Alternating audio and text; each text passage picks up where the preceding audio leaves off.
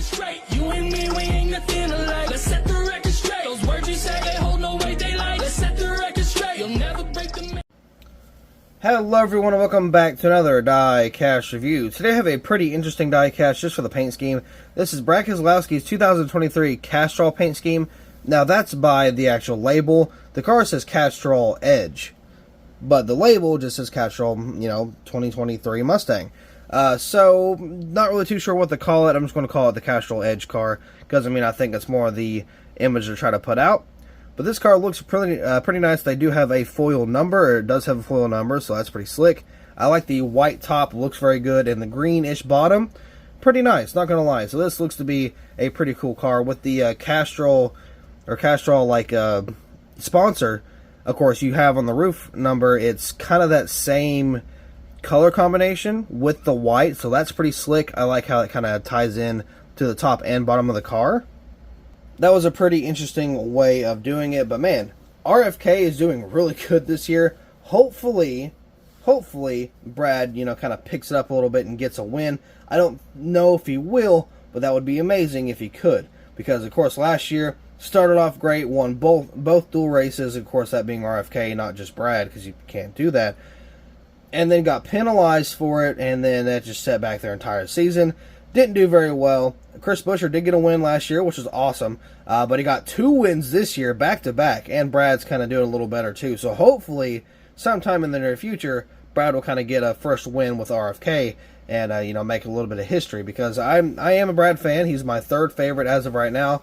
I guess technically you could say 2nd because of Gregson being out. But either way, I like Brad a lot. I saw him win in person. So that was a little before I became like an actual Brad fan, but I kind of liked him at the time, but I wasn't like a fan. It's kind of like that weird gray area. So if he wins again, that'd be awesome. Definitely would not be complaining about that. But again, this car is pretty interesting. I really like how it looks. So with that being said, let's go ahead and get this diecast out of the box and take a closer look at this brand new paint scheme we have for Brad Keselowski. Here's the diecast out of the box, and man, this thing looks a lot better than I thought it was going to. The white matches in so much with the paint scheme, because they got the white on the bottom for the RFK, kind of like, it's almost like a trademark for RFK, and then of course you got the white top with the white Castrol logo, the Fastenal logo is white. It looks all good, and of course with my white background, the reflective number, the silver number, is picking up that white and just makes it look like a white number, which also looks really good. This is just a very solid paint scheme all around. The bottom of it kind of reminds me of Christmas. You got that red and green combo going on, but it looks good. I like kind of how it fades off into the number and fades back into the paint scheme. It looks good. It's a really awesome and well put together car. So starting on the hood here, we got some more deeper like design back here. As you can see, you got the red and the green on top. It's kind of like a dark green, light green throughout the hood. Looks very good. Edge right there, Castrol Edge. I got the hood vents there. I love how it looks like they're actually imprinted into the vents. That's amazing. I love how that looks. Gives it a nice 3D effect. Makes it look a little more real. Just perfect. Got the Ford logo there, Keselowski on the name banner. They have a matte finish, which is pretty interesting.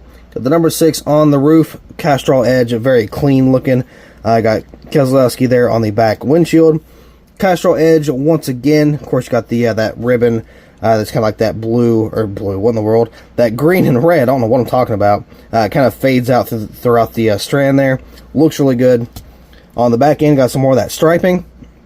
Castrol Edge. Got the pop rivets on the back of the spoiler here. Got the tail lights, the fake exhaust that everybody loves and adores. I got the RFK, Ford, and number 6 down there on the bottom. Going to the side, this is where it kind of gets good. I love that black, white, red, and green mix. Again, looks very slick. Castrol Edge once again. Nothing on C-post. Brad Keselowski on the name rail. This is just a very clean car, too. Let's see. Got Ford, King's Hawaiian, Violet Defense, Castrol Edge there. Fastenal. Got the Mac Tools, whatever that one is, and Simon's there. Of course, you got the foil number. As you can see, it kind of reflects there. Looks very good. NASCAR Cup Series 75th anniversary. You got the Goodyear logo there. Sunoco kind of wraps back into that pattern that we've kind of seen throughout the car. Going on to the front end, it looks very good. I like, you know, it looks mean. I like that red and green on the front. Got the number 6 RFK. Let's go ahead and kind of appreciate just how this decal, or not decal, but how this design is. You can see it kind of like, if I can focus, please. That 6 also looks a little tilted. Is that just me? Yeah, 6 is definitely tilted a little bit. We'll go on this side. Like, look how it fades. It goes really strong on the front, and then it fades to that number 6, and then after it passes the 6, it kind of fades back out, and then it kind of keeps fading in and out along the car. It looks good. It even fades back here too. Very nice. Really awesome paint scheme. It's super slick. It's very clean. The white on it is pristine. I don't see a single little speck in that white, which is something Lionel is almost known to do. If there is a white car, which I do think it's wrapped, I don't think it's painted, but either way, it looks good. It's a matte finish, a matte white. You can never go wrong with that. It looks good. It's a very plain top, but it's so cool because it all comes into the bottom, and the bottom is just so complex compared to the roof.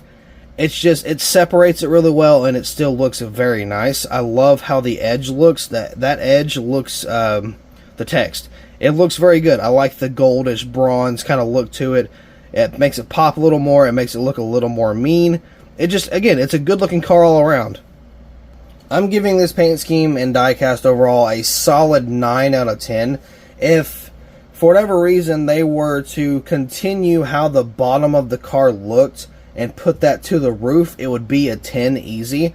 I'm not saying I prefer the white roof over, you know, it matching the bottom, but it's still a good separation to where it's not too much going on. But I'm just telling you, if they had like that greenish black and red roof with a white number 6, I know for a fact it would have looked amazing.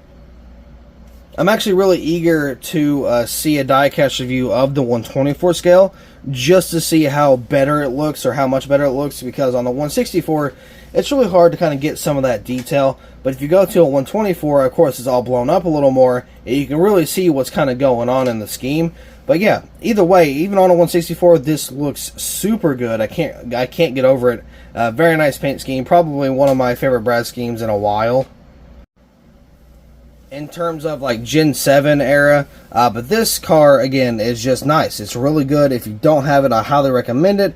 Definitely pick this one up while you can. I don't think it's going to be rare by any means, but something tells me it's going to be just a very popular car overall. But that being said, I do believe that will be all for this diecast review. So thank you all so much for watching. I hope you all enjoyed, and I will see you in the next video.